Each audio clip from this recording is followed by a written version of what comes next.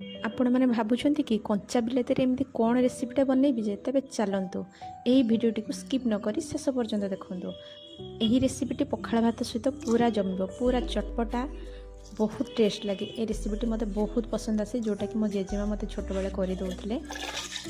प्रथमे मुझे सोरिष को भिजे रेडी कर से अल्प किसी रसुण ता सहित कंचा लंका जीरा को ग्राइंडिंग करनी। परिवार टमाटो आलू को चुन चुन कर काटी नहीं। कढ़ाई अल्प किसी तेल दे से परिवा तक देदेबा।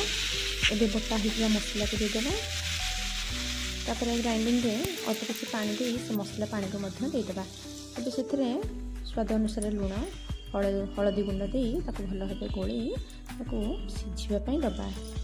एवं मोर संपूर्ण रूपे तरकारी रेडी हो देखूँ। तरकारी केते सुंदर देखा से टेस्टी लगे।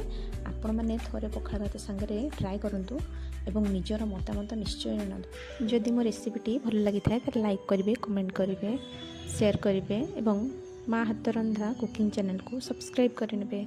जय जगन्नाथ। पुणी देखा आ गोटे नुआ रेसिपी वीडियो रे।